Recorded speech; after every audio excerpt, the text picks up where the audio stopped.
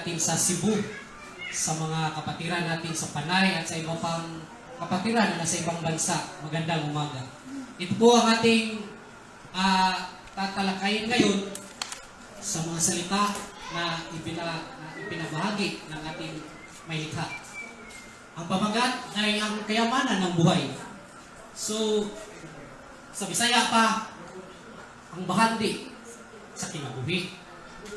So, adunay merong dalawang klase na kayamanan ng buhay. Ito po ay una,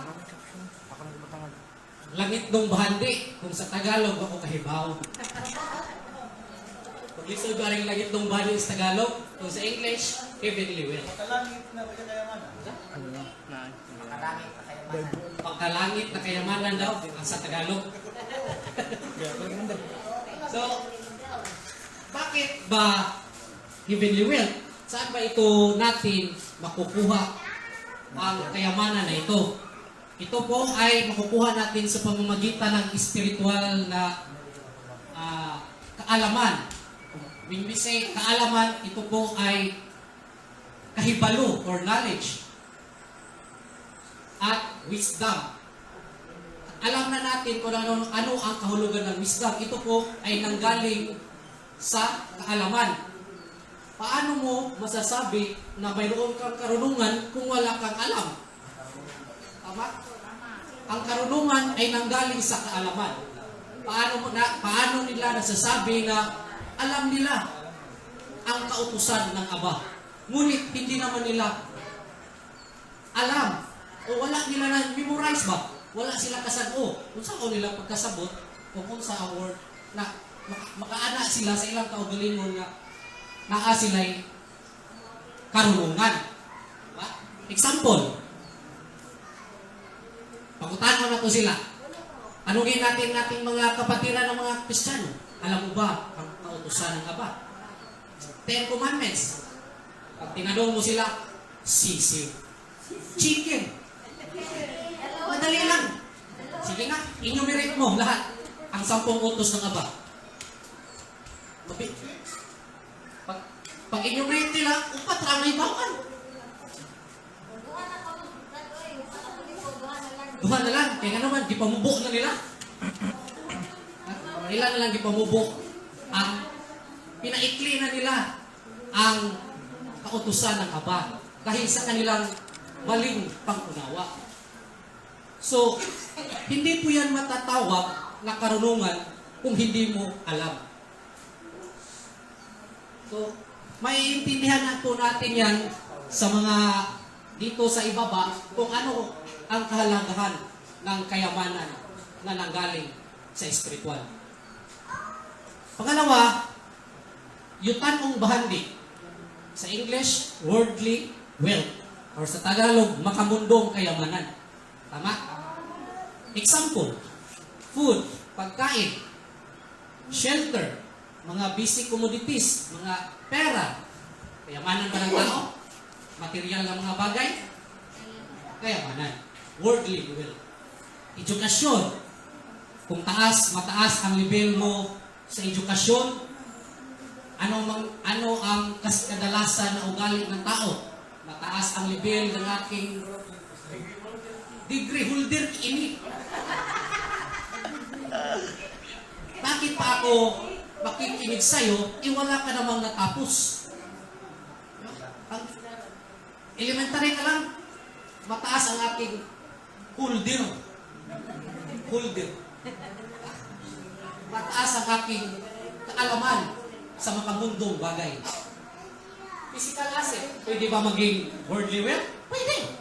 Kung guwapo ka, pwede ka maging artista, pero bati ka na, sorry na lang. Pwede, pray mo ang pajibag. Yung ang kontrabida, yung ang extra. Para tayo. Pwede ka maging pwede ka maging artista din, pagpangit ka, pero horror movie. So, sa unang katanungan, naintindihan ng mga kapatid kung ano ang pinagkaiba sa mga kayamanan ng tao? Dito sa dalawang uri ng kayamanan, umpisahan po natin sa pagkuha ng mga Bible verse sa pamamagitan ng talinghaga o sambingay upang malaman natin kung ano ang dapat ipunin ng kayamanan, kung paano ito gagamitin sa mabuting hangarin. Bagamat hindi ko sinasabi na kung meron kang material na kayamanan ay mali ito. Kasi madami po tayong mga nababasang Bible character na mayayaman. Tama? Si Abraham, si Amang Abraham, mayaman yan. Si Solomon, mayaman. At mataas ang karunungan. Tama? Si David, mayaman. Madami sa mga character Bible na mayroong yung tanong bahandi, ay bahandi ba sa kalibutan. So, kung ating unawain, paano ba nila nakuha ang kanilang kayamanan? Sa kanilang bang sariling pagsisikap o ibinigay ng alahayam sa kanila? Sa ating mga natalakay noong una, nalaman po natin na ang kanilang mga kayamanan ay ibinigay dahil sa kanilang pagsunod sa kalooban ng Aba. Tama? Kasi alam natin na ang pagsunod sa kalooban ng Aba ay ang pagbibigay sa iyo ng kayamanan na karapat-dapat sa iyo. Kasi dalawa lang ang klase ng pagpipilian ng tao. Kung sundin mo ang kanyang kautusan, pagpapala at sumpa. Walay or. Papapala, walay at papapala, sumpa. Piling ka mong doon. Kung sundin mo ang kanyang utos, magkakaroon ka ng dalawang klaseng kayamanan. Kung sundin mo ang kanyang utos. Sa kanyang, kung sundin mo ang kanyang kalooban. Isura yung Tagalog. Ngunit, binabalaan tayo sa laban sa pagpapahintulot sa ating pera at mga bagay na maging idolo sa ating buhay. Bakit? Kasi kadalasan ng mga tao na yung buhay nila ay kanilang nakasentro na lang sa kanilang mga pangangailangan. Tama? Pugihan kay sila sa pagpaningkamot sa mga material na pagkapot sa mga material ng mga butang. Diya na lang nakanunay nakasentro ilang kinabuhi. Kung maunay kadalasan o realidad na atong nakita karon na panahon. Sa halip na hayaan ang pera na maging sentro ng ating buhay, kailangan nating umasa kay Aba sa lahat ng ating mga hangarin sa pamamagitan ng kanyang anak na si Misaya Yahawashia. Ang unang talinghaga na ating babasahin ay ang Lucas chapter 12 verse 13 to 15. Lucas chapter 12 verse 13.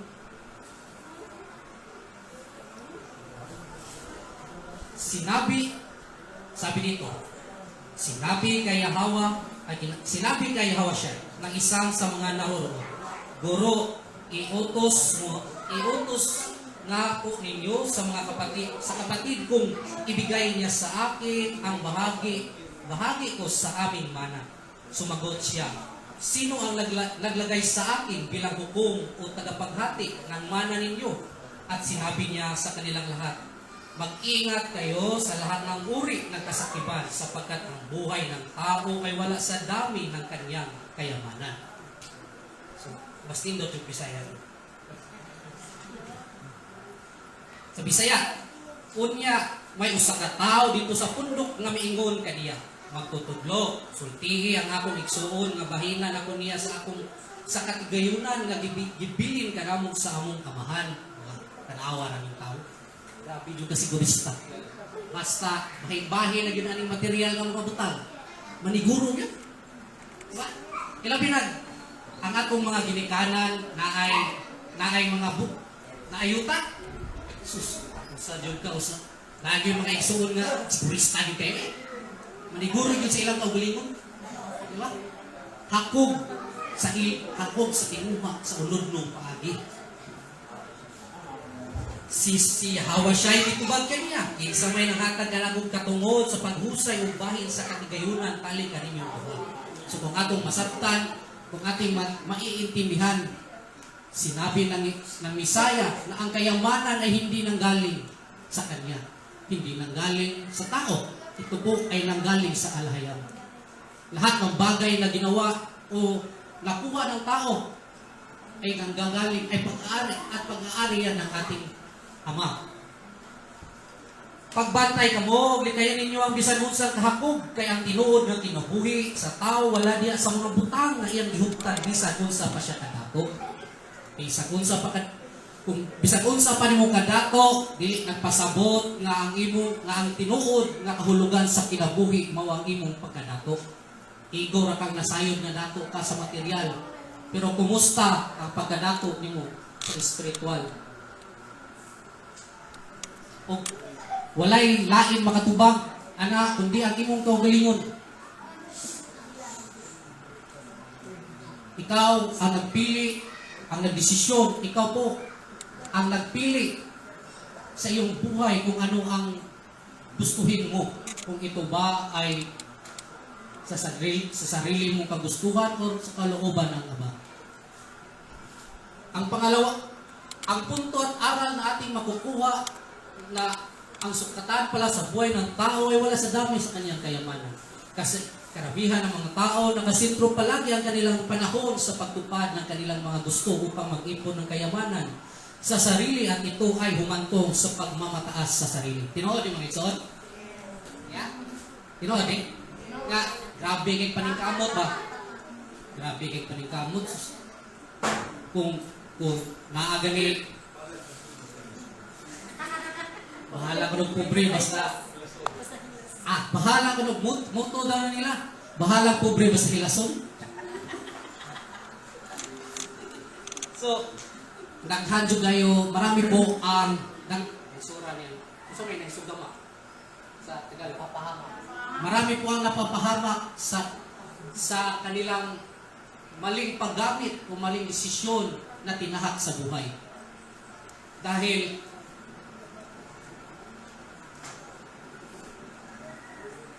instead na kaluwalhatian ng Aba ang kanilang sundin, ito ay naging kaluwalhatian na sa kanilang sarili. Diba? Naakay, kung meron ka nito, especially nito, meron ka niya, worldly, ang bugiro kay ka. Ang bugiro kay ka. Proud kay kasi mo ito, kaugalingon. Na kung unsa mga butang na imong mapalit, pining kalibutan na kaya kay mong paliton. Diba? Ibog din ka. Kaya, sa una, nindot pa kay kag, may pa kay kag pagtagad sa imong kaniadto kung wala pa kay bahandi sa kalibutan ba. Nindot pa kay kag pagtagad sa imong isig ka taon. Pero sa dihang nakalitan ka pagdato, wala na. Naghadyog mga tao ba na usab ang ilang mga patasan sa kinabuhi tungod kay sa ilang kwarta ba? Naghan mo kailan na yung nani? Mga igsoon, nabog mga kailan? Naa? Tinuod yun dahil, dili ni mugdamug na ako.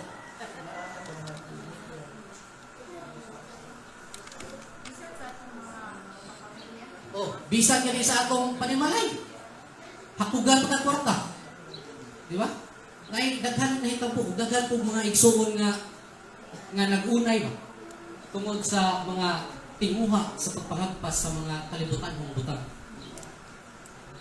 Ang pangalawang talinghaga o sambingay dito sa mababasa natin sa Lucas chapter 12 verse 16 to 20. Sabi dito, kunya misigilon si Hawashai kanila ni ining sambingaya.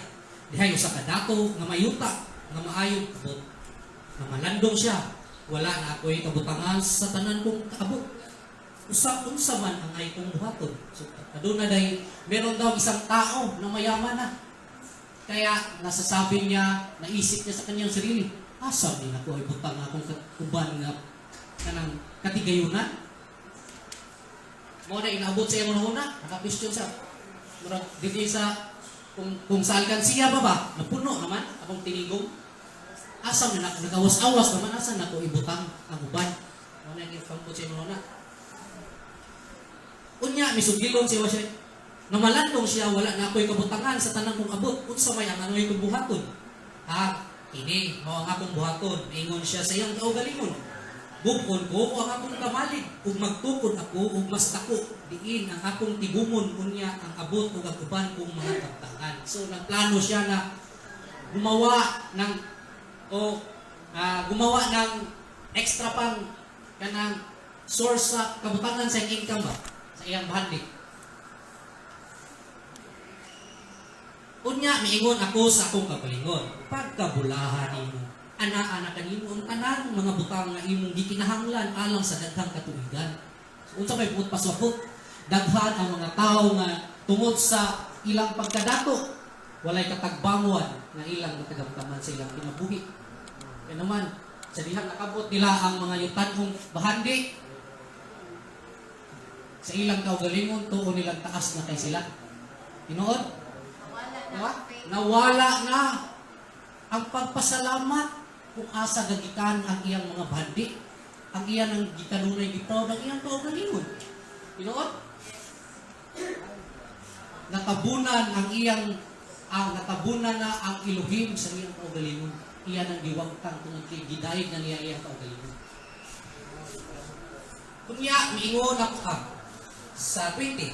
Apan ang Elohim miingon kaniya, "Uy buang, diini gayong gabi una mamatay ka." Unya, kinsa na may makapadag-iya ni anang tanang butang nga imong gitigom alang sa imong kaugalingon. Ang tao sobraan ka preparado sa umaabot. Puno sa kabalaka puno sa kabalaka sa ugma ba? Tagalog no? Puno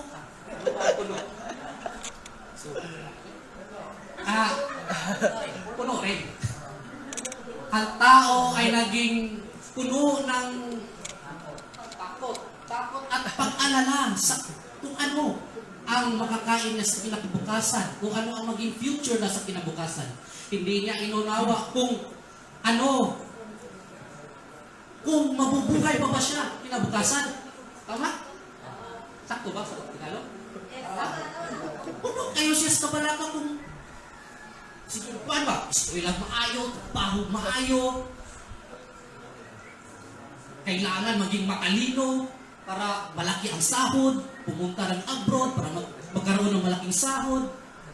Ito? Pero wala niya hunona kung ikaw mabuhay pa ba siya? Kaabay, meron bang tao nakasisiguro na siya ay mabubuhay kinabukasan? Wala. Kasi kahit dyan sa iyong pagtulog, hindi mo alam, 80 to 90% ikaw ay patay. Tama? Bakit ka ba nag-aalala kung ano ang kinabukasan mo? Hindi mo nga alam kung magigising ka ba kinabukasan. So, hindi ko ibig sabihin na ayaw na lang pangandoy. Hindi ko yan sinabi. Ang punto ko dito ay huwag mong isintro lahat ang iyong buhay sa mga sa mga bagay na nandito sa mundo. At maiintindihan ko yan natin pag natalakay po natin ang iba kung bakit ang tao ay hindi lang nabubuhay sa tinapay lamang.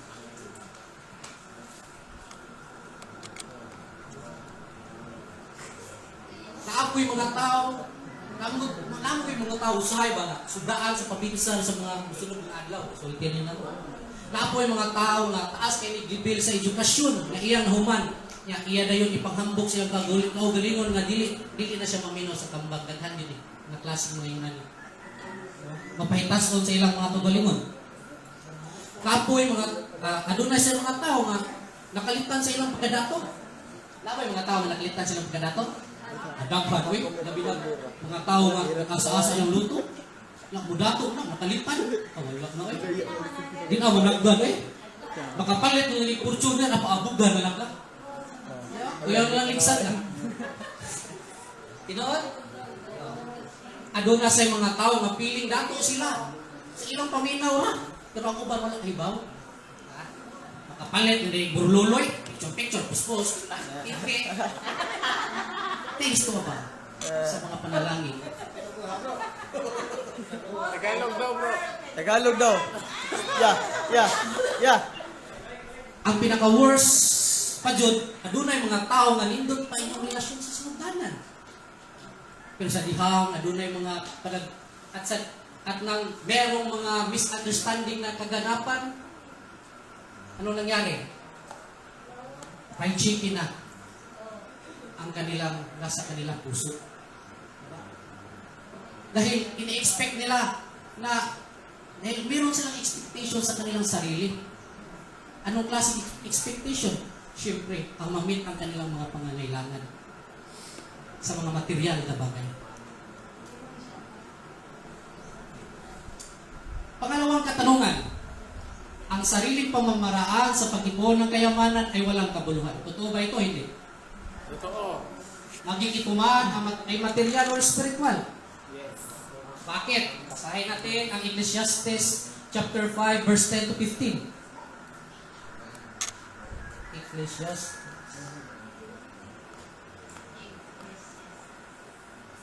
chapter 5 verse 10 to 15.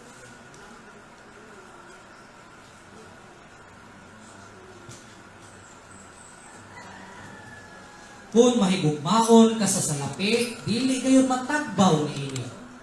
Tagalog sa salapi.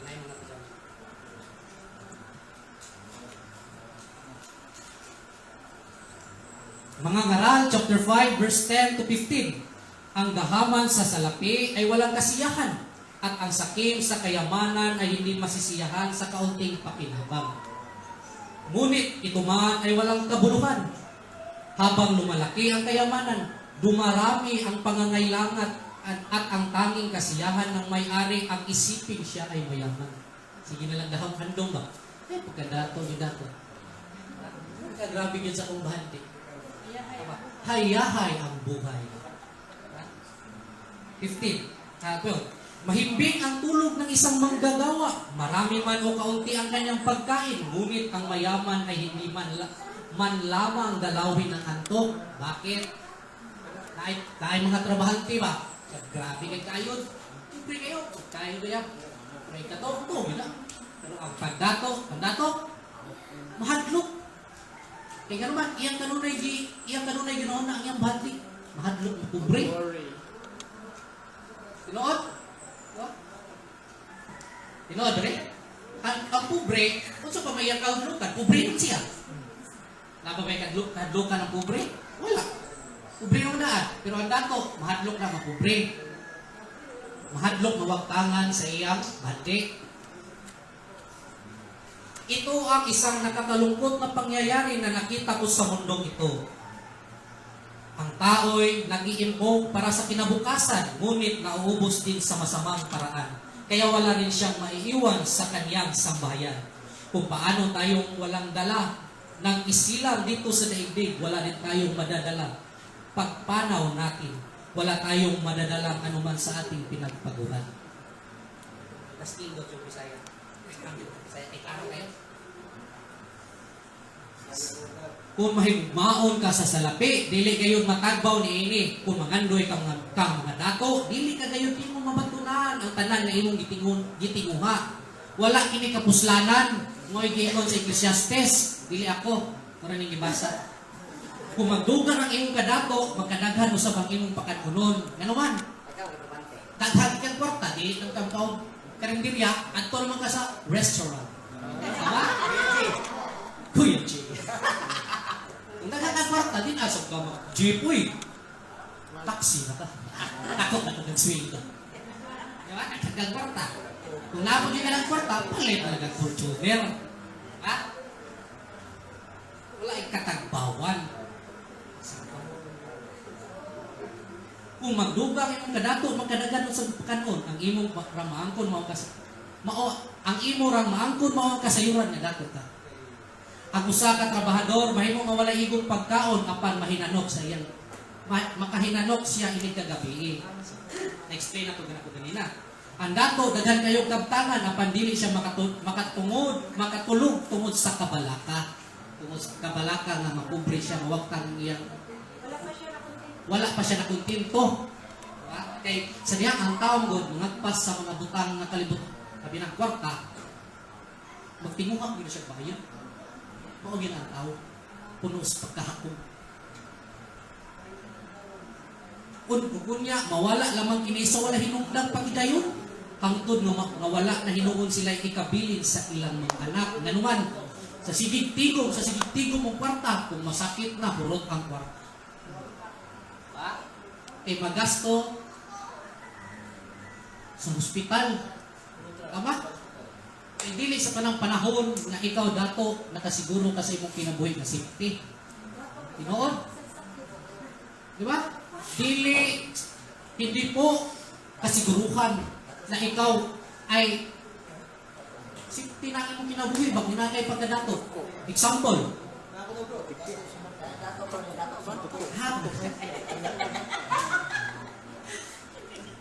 Example mga kapatid, ito ang magandang example. Merong mayaman siya ng negosyante. Nababasa ko po ito sa nababasa ko ito sa FB ba to saan? Siya po ay taga Thailand. Siya po ay mayamang negosyante. Maraming siyang mayaman siya pera. Tapos nung isang araw nalaman niya na nagkaroon siya ng cancer. Stage 4 cancer. May taning ng kanyang buhay. Dumalo siya sa doktor, ng hospital siya, sabi ng doktor, "Sir, madam, I'm so sorry. Kunti na lang ang iyong kunti na lang ang natitira araw ng iyong buhay. Within 1 or 2 months, mamatay ka na." Kaya na ang dato, buha ka ang tanan doon. Bayaran ka. Bisang ako pa ihatag mo ang tanan ng doktor ka basta mabuhi ka ko. Na ang doktor, wala na dito yung mahimo. Kay 80 to 90% mamatay yun kung mag-stage cancer ko. Kung sa iyang nag-realize ang dato, sa iyang dagda siya kwarta dito sa hospital. Iyang gilabay, iyang mga kwarta dito sa sound. Hindi naman, nakarealize siya nga iyang kwarta walay bili. Kay ang kwarta di ay makahatag o kinabuhi. Tinoo dili? Ato ibutang, bisag, napunan lang. Pero, napunan lang. Ating, Kailangan may translator? Andot juga yung explain ko sa'yo. So, mas, di ba? Diyan po natin maiintindihan na yung kayamanan pala ay hindi nagbibigay ng buhay. Kasi kung naging successful man o ang operasyon, kung ito man ay may chance pa ba nga napay-operahan, na mayroong pagkakataon na pwedeng madugtungan yung buhay mo sa maikling panahon, pero hindi yan garanti na ikaw ay mabubuhay kailanman. Tama?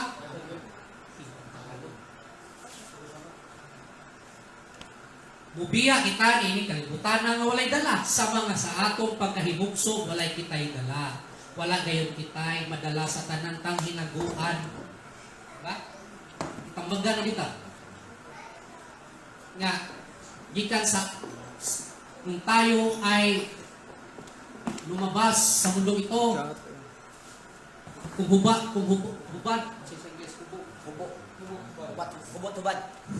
hubad tayo na nandito sa mundong ito, ganun din tayo babalik sa kung saan tayo nanggaling. Tama?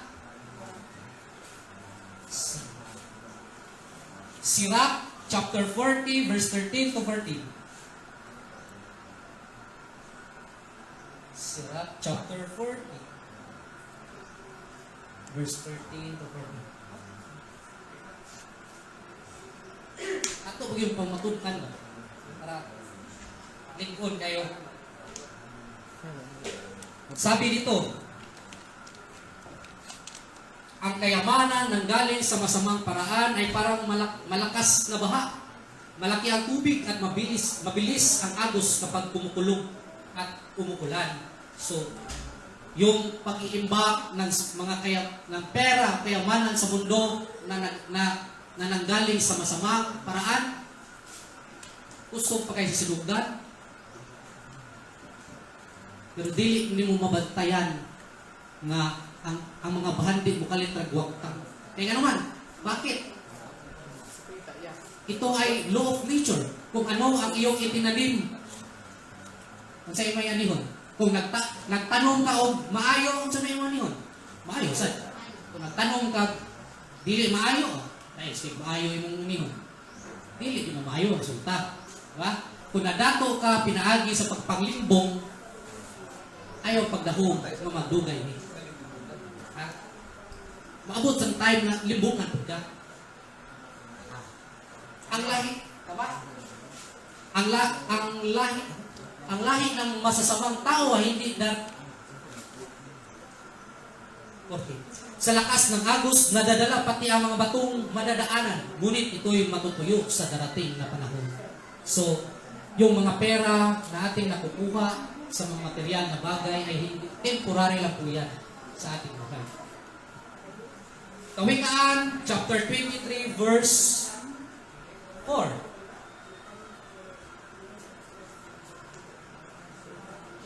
Huwag mong pagurin ang sarili sa pagpapayaman. Pag-aralan mong umiwas doon sapagkat madaling mawala ang kayamanan. Ito'y simbilis ng agila sa paglipad sa kalawakan. Kapagan nyo dadali.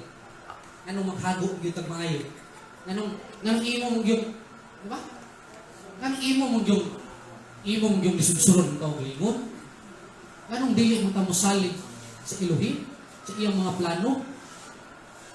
Diba? Anong puno magas kabalaka? Kaya kung sundon lang nimo ang iyang kasubukan, ang iyang kagubuton, naanak ko ang pagpapala. Ihatag ang kayamanan kung ang imong unsa imong gusto, kung imong siyang sundon, lisod ba sakton? Di ba? Di ka lisod sakton, simple na kayo. Lisod yun sa Tagalog. So, Sirach chapter 32.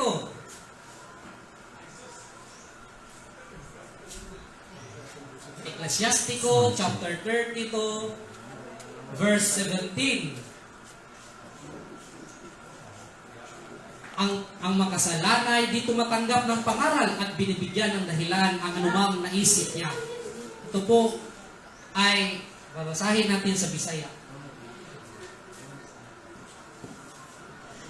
Ang mga makasasala dili mo pato o badlong ug hubaron nila ang balaod sa paagi nga mahiangay sa ilang na kayamanan. Bakit? Marami bang tao na ganito? Na bit-bit daw nila, sinusunod daw nila ang kautusan ng Aba, ngunit ang kanilang pangunawa. So, sabi ng Sirach chapter 32 verse 17, ang mga makasasala dili mo patuog badlong ug hubaron nila ang balaod sa paagi nga mahiangay sa ilang gusto. So, ito po ay tumutukoy sa spiritual na kayamanan. Alam daw nila ang batas ng Elohim, ngunit hindi naman nila ito isinasabuhay. Daghantag nahibaw-an nga mga anak na klaseng tao. Tama? Daghantag klaseng nahibaw-an ng mga tao. I-interpret nila ang balaod sa Elohim pinaagi sa ilang gusto. Kung dili gani ilang gusto, ilang sikaran. Kay sayop daw. Kay misinterpretation daw. Kaya sipa doon, sipa dito para maog sa ilang gusto. At piling kay sipa. Kuha nga lang mo apel kung sports na sipa takraw. So, klarado? Klarado. Sa pangalawang katanungan, dumako tayo sa ikatlong katanungan. Ano ba ang totoong hulugan sa buhay ng tao? babasahin natin ang Deuteronomy chapter 8 verse 1 to 5. Ang tao ay hindi... Sige na, kuya. Sige na. Okay. So, Back to the topic. tuloy po tayo.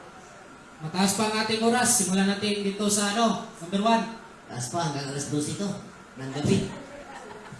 Tuloy po tayo sa ikatlong katanungan. Ano ba ang totoong kahulugan sa buhay ng tao? Kung babasahin natin ang Deuteronomy chapter 8 verse 1 to 5. Okay. Sundin ninyong mabuti ang mga batas na ito na ibinigay ko sa inyo ngayon upang humaba ang inyong buhay, dumami ang inyong lahi, at kayo'y makarating sa lupaing ipinangako ni Aba Yahweh sa inyong mga ninuno. Alalahanin ninyo kung paano niya kayo pinapatubayan sa loob ng 40 taon upang matuto kayong magpakumbaba. Sinubok niya kayo kung susundin ninyo siya.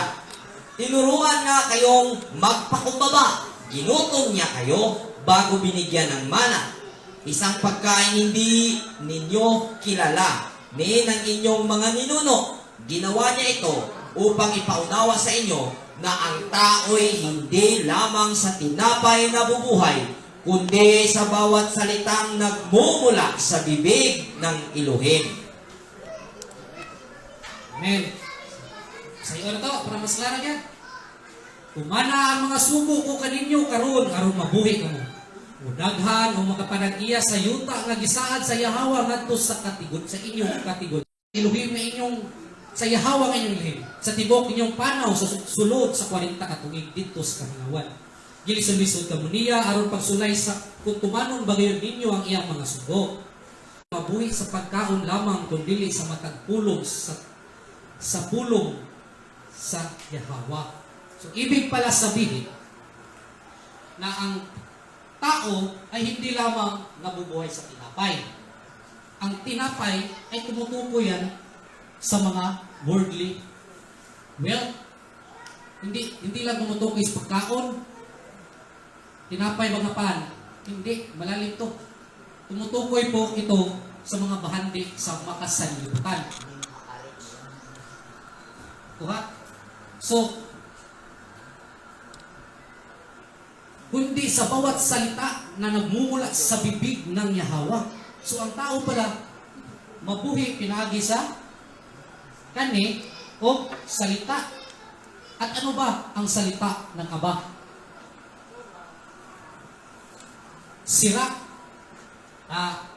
Ano ba ang kahulugan sa salita ng Aba? Bakit kailangan nating sundin? Bakit kailangan nating bigyan pansin ang kanyang mga batas na ibinigay sa tao? Sirach chapter 45 verse 1 to 5.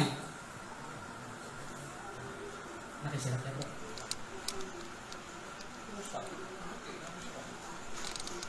Sirach. Tagalog mo. Sirach chapter 1 chapter 45 verse 1 to 5. Gikan sa mga kaliwat ni Jacob, ang Yahawa mula sa lahi ni Jacob, lumitaw si Moises, ulirang lalaki, kinalugdan ng lahat. Minahal ng Elohim at ng mga tao, at nag-iwan ng isang banal na alaala. Ipinantay siya ng Elohim sa kanyang mga anghel, at binigyan ng kapangyarihan, kinasindakan ng kanyang mga kaaway. Doon sa Ehipto, sa isang salita niya, dumating ang pagkawasak at dinakila siya sa harapan ng mga hari. Ibinigay sa kanya ng Panginoon at ang kautusan para sa kanyang bayan at pinakitaan siya ng kanyang kaluwalhatian. Pinili siya dahil sa kanyang katapatan at kababaang loob at ibinukod mula sa karamihan. Iparinig sa kanya ng Elohim ang kanyang tinig at dinala siya sa maitim na ulap. Iniabot sa kanya ang kautusan, ang batas na nagbibigay buhay at pang-unawa, upang ituro niya sa lahi ni Jacob ang kahulugan ng kasunduan at malaman ng buong Israel ang kanyang mga utos.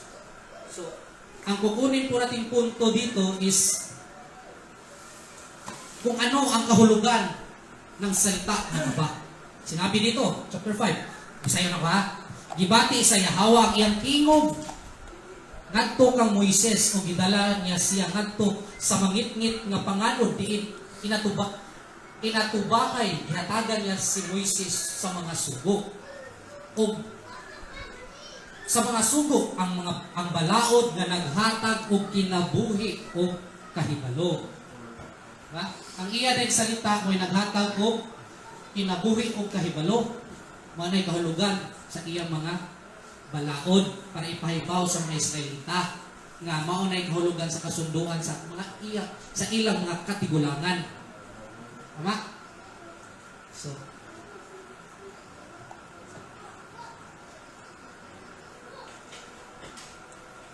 dahil ang batas ay ang ekspresyon ng kanyang pag-ibig. Ha? Dihatag ang balaod sa Elohim sa tao ang sundon kay iyan ang ekspresyon sa iyang gugma. Kay sa diyang musunod ka sa iyang balaod, dili ka maunsaw, no? Mapahamak. Hindi ka mapapahamak. Kasi pag-ibig yan eh. Ha? Pag-ibig ng Elohim yan. Hindi yan maikasisira ng buhay mo. Pero ginusto ng tao na suwayin ang kanyang gusto. Kasi mayroon din gusto ang tao. Ang pagkagahig o inutusan ang tao na sundin ito para hindi mapahamak at binigyan ito ng kalayaan sa pagpili. Ha? Wala pugsa ang tao. Gihatagan sa laod. Kani, maayo din mo ha, ayaw buhata. Pero ikay magpili. Wala siya yung nga pugsa buhat. Tagaan kang kagawasan sa pagpili. Ha? Pilian eh. Nay maayo, nay daotan. Ikaw rin yung bahala sa iyong pinapili. Pero hindi mo na tumano.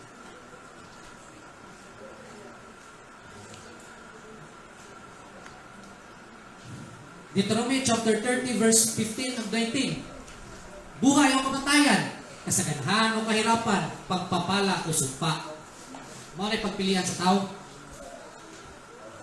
Hindi ito malayo o saan hahanapin. Sa katunayan, ito ay napakalapit lang. Diba? Itong imong sabton ba? Grabe kayang gugma si Elohim. No? Itagaan pa juga balaod nga mao'y makahatag taas sa imong kinabuhi, tapos wala po kayo ganisog-sura. No? Lumutang mo dyan sa imong, doon na kayo. Wala ni mo adtuha, dito ka Amerika ba? Doon ka, dito balaod sa Elohim, hanta ko dito.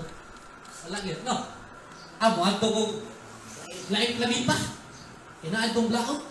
O adto mo sa kinauyokan sa tubig. Inaadtong balaod, wala yun. Ano man? Asa man ito makita ng balaod? Asa? Sa atong kasing. Sa ating puso. Sa atong Tagalog na yun. Okay. Hello. ating basahin ang Deuteronomy chapter 30 verse 14. Okay, Deuteronomy chapter 30 verse 14. Napakalapit ng kautusan sa inyo, nasa inyong mga labi at nasa inyong mga puso. Kailangan lang ninyo itong tuparin. Ha? Klarado. Ang kautusan ay nasa labi at puso. Kailangan lang ninyo itong tuparin. Kung manang tuparin, kung saan ay buhat, wala. Tuparin doon. So pagtupad doon, hindi mo buhat doon. Di ba? Tama? Bisan pag muingon ka, daghan kayo kung kahibalo. Kahit nasabihin mo sa maraming tao, marami akong kaalaman sa kasulatan. Memorize mo yan. Gikas Genesis Santos Revelation. Kung ako ba nang isulti, kay bawa ko anak. Bisag mo anak ka. Walking Bible. Anak kasi itong galingon. Ako ang walking Bible. Ha? Taas ka kaalaman. Taas ka knowledge. Pero walang kanikinangan sa Elohim. Sige ko. Buhata. Tuparin. Tuparin para magiging karunungan, magiging wisdom. Yan ang magiging kayamanan mo. Diba? Yan ang gagabay sa'yo na magpadayon, magpatuloy sa paggawa ng kabutihan. Diba? Kung sa una, wala kakasabot nga Kung dati hindi mo alam na ang pagkain ng baboy ay mali, pero ngayon alam mo na.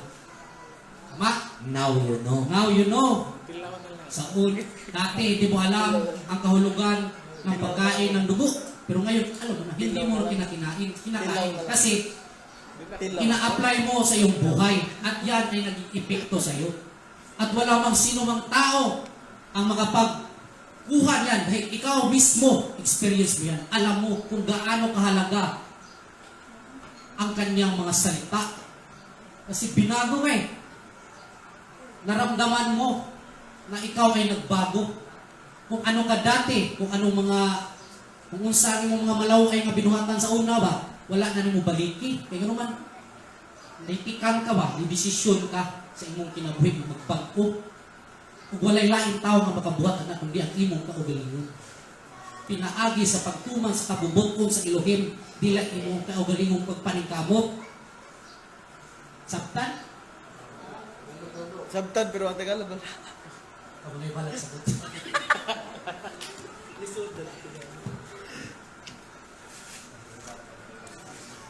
Sabi ng Kawikaan chapter 3 verse 13 to 17, mapala ng isang taong nakasumpong ng karunungan at ang taong nagsisikap unawa ay nagtatamo. Higit pa sa pilat ang pakinabang dito at higit sa gintong lantay ang tubo nito. Sa alinmang alahas ay higit ang karunungan at walang kayamanan dito ay maipapatay. Mahabang buhay ang dulot ng kaalaman, may taglay ng kayamanan at may bungang karangalan. Maaliwalas ang landas ng tao may kaalaman at puno ng kapayapaan ang lahat niyang araw. Nindot kayo pabinamin sa ano? Sa una, Balak eh. sa una ba, katong kita, bubuti atong kinabuhi. Na-experience yun na ako. Bisan kaniadto, kahit dati nung ako ay hindi pa nandito sa inyong harapan, sa aking pamilya, halo-halo ang aming mga pangunawa sa pananampalataya. Na ay Katoliko, na ay mga Protestante, sagol-sagol, o ang among nakabtan, maurag yun ang kagubot sa pamilya. Kaya nga naman, nilahig aplikasyon, nilahig gusto. Diba? Wala na mo nakaplagi ang shalom sa among kinabuhi. Kung atong makaplaga ng shalom sa atong kinabuhi, maunay nindot, baka anak ka ba? Kanang sa imong kinabuhi ba? Kuntento ka. Kaya naman, diya sa kalinaw, adunay tinuod nga kinabuhi. Kung wala, nabatuni sa mga tao nga dato, nga daghan og bahandi, naghatod og bahandi. Mabahandi man sa espiritual o material. Kaya naman, ayaw lagi kubutang sa imong hunahuna kung taas na karunungan, wisdom, o daghan kag bahandi, gikan na nimo sa imong panikamot, dili na gikan nimo, kundi gikan na sa Elohim. Kung dapat ka kailangan magkaroon ka ng pagpakumbaba sa sarili. Kailangan mo siyang pasalamatan sa lahat ng araw ng iyong buhay. Dahil bisan na niya sa iyong kinabuhi, dili pa enough na ang iyong pagpasalamat sa paghatag niya mo.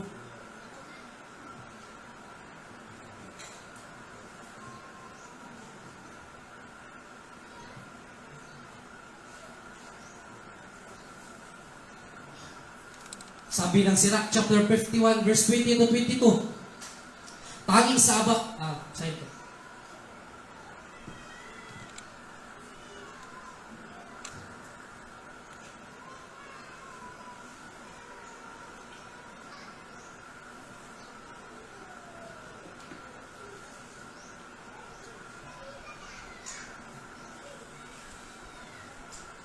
Sinikap kong mabuti na magpaangkin ang karunungan. At naging maingat ako sa aking pag-uugali. Lagi kong kinikilala ang aking kakapusan sa bagay na ito. Kaya sa Elohim ako humihingi ng tulong. Kaning sirap no? Sulat niya. Yahaw siya'y Saan? kinabuhi ni Partly. Hawashai. Partly. So, Now, ano yun? Iba. Iba. Ihawa siya pa rin yung pangalan. lagi daw niyang kinikilala, lagi kong kinikilala ang aking kakapusan sa mga bagay na ito. Bisan pa na sa mga nakupot niyang kanang wisdom sa iyang kinabuhi, nagpabili siya mapaymabusanon sa pagtugkad sa mga butang na iyang masabtan yun ba? Na di malikayan niya mga pagpakasala. Malikayan niya nga hugawan ang iyang kaugalingon. Siya ang laging hinahangad ng aking puso at natagpuan ko siya sa pamamagitan ng malinis na pamumuhay. Hindi mo makakamtan ang karunungan kung ang iyong puso ay madumi. Kasi hindi yan ibibigay ng Aba sa mga taong hindi sumusunod sa kanyang kalooban. Umunlad ako sa karunungan mula pa nang siya ay aking natagpuan at hindi ko na siya hihiwalayan kailanman. Dahil sa aking matyagang pagsisikap na siya ay kamtan, siya ngayon ang mahalaga kong kayamanan. Ihaw na. Ang ato ding karunungan may atong bahagi sa atong kinabuhi. Kaysa nga musunod ta sa kabubuton sa Elohim. Adunay mga panalangin nga madawat nato. Bisan pagani dili wala pa tay nadawat nga panalangin ba? Kini atong kinabuhi panalangin na. Kaya naman. Tako kay pasalamat ka. Nga inigbatan ko sa buntag nakaginhawa pa ta. Noon panalangin man na. Kayamanan man na. Kayamanan eh. Igmatan mo buntag. Nibayad ka sa hangin. Mato bakit si Biko, bayad ko hangin. Nabay hangin sinter? Wala. Libre.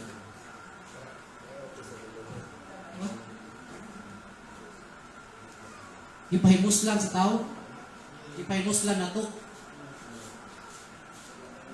Iyang gihatag sa tao. Kaya naman, sa tanang binuhat sa Elohim, ang tao ang iyang ipili. Sa pagdumala sa iyang mga binuhat nga nagasubay sa iyang kabubuton. At bilang gantimpala, binigyan ako ng Yahawa ng kakayahang magsalita ng mahusay, kaya gagamitin ko ito sa pagpupuri sa Kanya.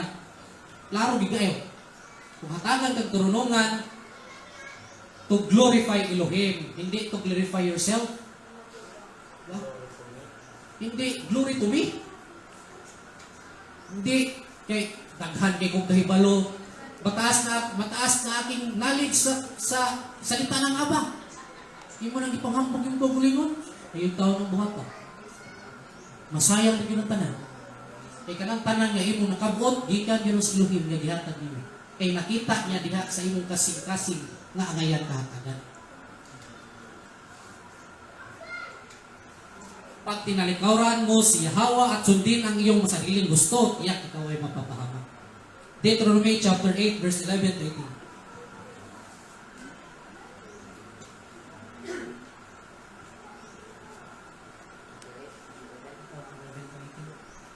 Deuteronomy chapter 8, verse 11. Huwag ninyong kalilimutan si Aba Yahawa na inyong Elohim. Sundin ninyo ang kanyang mga utos at mga tuntunin.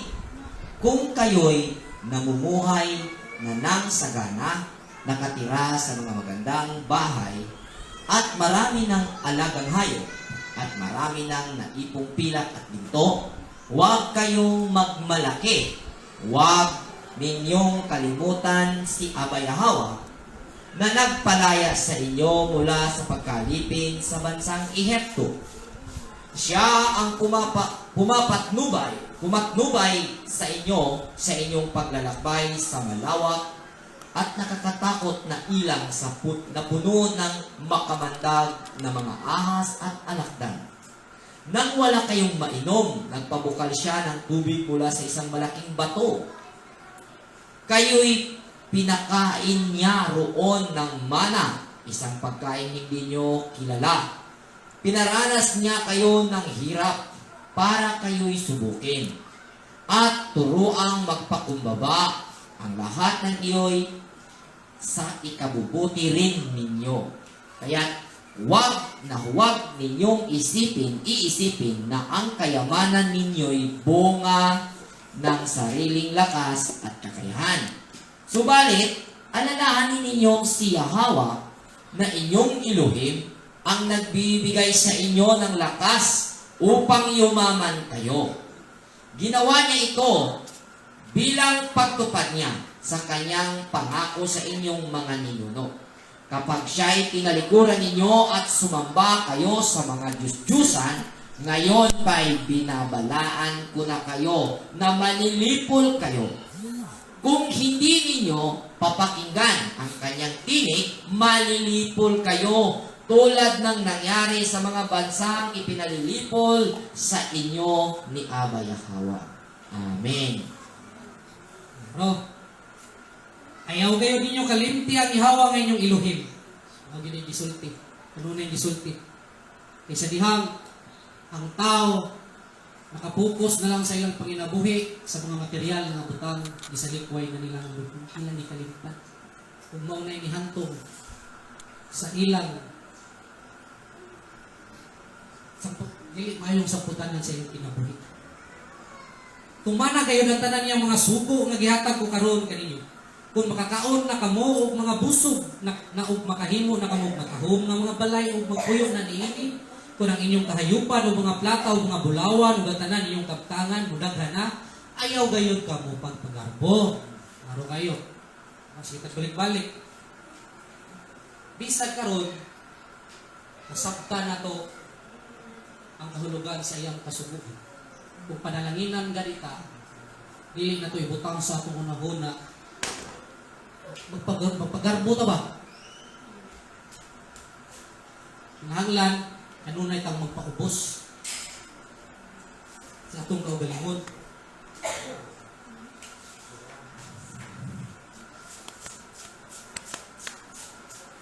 Siya ang nagtultol atas niadtong hilabihang dakuha og makalilista nga kamingawan nga gipuy-an sa kadang malalang biti. Yuta katong walay tubig apan nagpaagas siya tubig gikan sa katong bantilis aron inyong mainom. Siya ang naghatag kaninyong mana aron inyong kanon, pakanon nga wala gayud matilawi sa inyong katigulangan. Ibuhat niya kini aron pagputol sa inyong garbo o sa pagsulay kaninyong alang sa inyong kabulakan. So, bisan pag sa experience ni Hope, di ba? Na kita nasayod na si Hope makaroon righteousness. Naghan siya bahandi. Tama? Pero sa diyang isulayan siya. Gikuha ang ilingiyang tanang kaptangan na. Kung sa'yo gibuhat ni Hope, nagpasalamaton niya po siya sa Hope. Dili lang tayong pasalamat kung sa'yo itong nagawat. Kaya diha sa pagsuway, kung atong masabtan, diha kita mulikon ang atong pagtuon niya.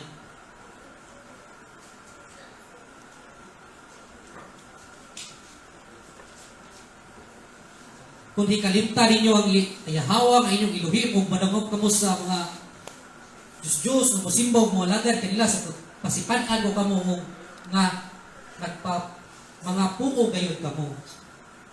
Kung musupak yun sa kabubot ko si Elohim ba? Magtumang yun sa atong kaguling gusto. Diba? Masugamak yun. So, ang conclusion, ang kayamanan na hindi nawawala. Meron bang kayamanan na hindi nawawala?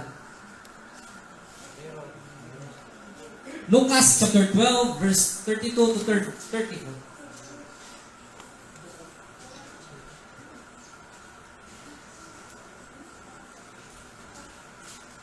Luke chapter 12 verse 34. 32. Huwag kayong matakot, munting kawan, sapagkat ikinalugod ng inyong Ama na ibigay sa inyo ang kaharian. Ipagbili ninyo ang inyong ari-arian at ipamahagi sa mga dukha ang pinagbilhan. Gumawa kayo ng sisidlan na hindi naluluma at mag-ipon kayo sa langit ng kayamanang hindi nawawala. Dooy walang magnanakaw na pumapasok at insektong sumisira, sapagkat kung saan ang inyong kayamanan ay naroroon din ang inyong mga puso. Amen. So, klarado na ang merong kayamanan na hindi nawawala. Ay ito ay yung kayamanan sa pagtuklas mo sa katuruan ng Aba, sa iyong pamumuhay sa Torah. Kasi, ang ating tanungin ang ating mga sarili, bakit ba kayo nandito?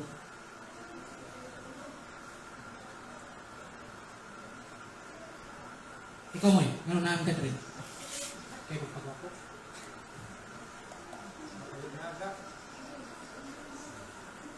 Ngundrio, kayain gani ang inyong bahandi ato o sabiton yung kasing-kasing. Ganong na ang Catherine? Ikaw mo, gano'n na ang Catherine? Ikaw no? Ganong na ang Catherine?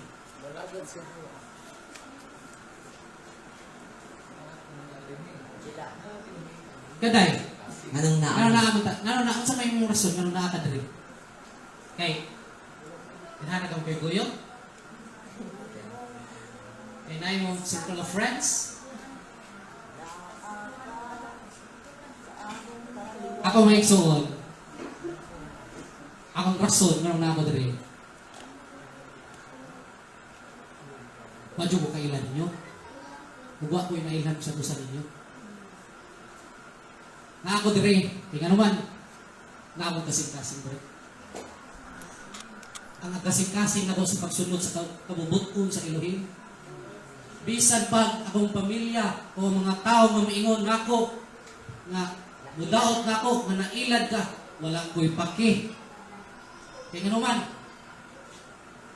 hukta na ako ang kamaturan. Tagalog po imposible. Bahalag po ingon sila, tiklaim na ko. Ano man? Walay kamatuuran nga mabasa mo diya sa kasulatan. Tama bro? Yeah. Okay. Tagalog daw imposible. Walay kamatuuran nga makaplagaan diya sa kasulatan. Kay ang kamatuuran sa dihang imo ka ng gibuhat mo nay kamatuuran. Okay.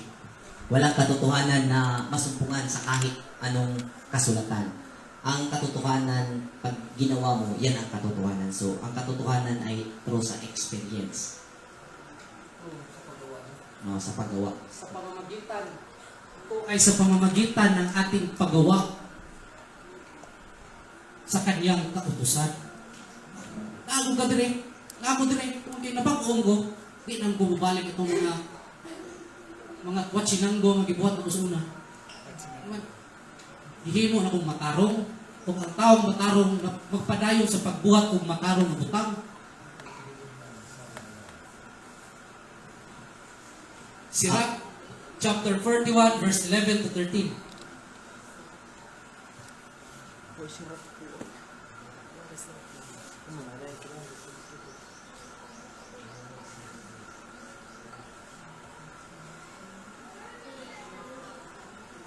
Ang lawas sa usa ka tawo walay bili, apan ang maayong dungog mulungtad hangtod sa kahangturan.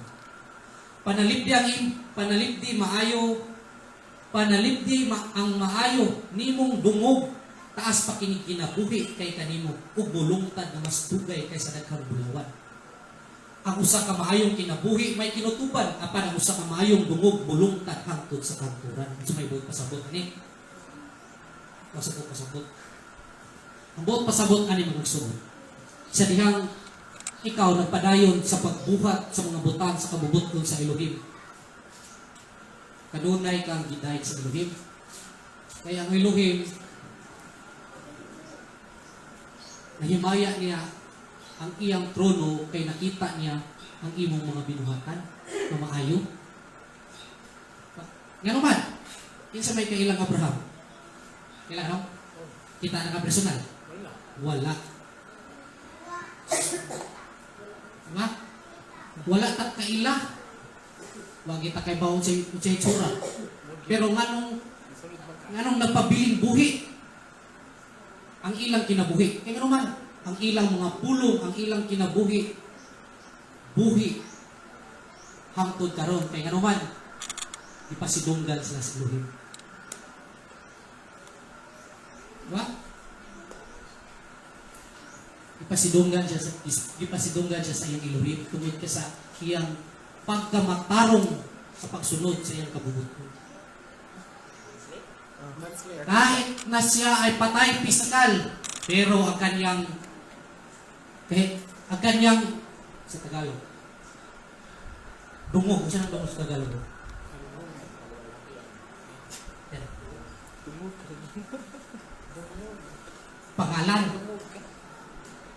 Pangalan. Pagkatao. Reputasyon. Tama. Ang kanyang reputasyon ay nanatiling buhay. Bakit? Kasi ang Elohim ay Elohim ng mga buhay. Ha? Hinumduman ka permi sa Elohim. Reserve na daan sa umaabot niyang gitak na nga adlaw. Ayaw pagtuo nga kung dato ka karon, kayahay ka karon, di ka mamatay. Matay ka. Pagtuo. Ha?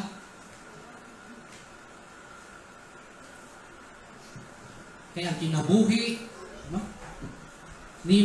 Kung ang kinabuhi nimo nga puro ras mga material, wadyo kapuslanan.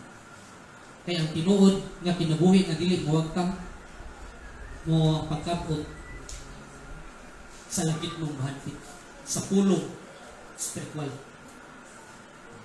Agree mo na mga igsoon? Agree mo, dili? Amen.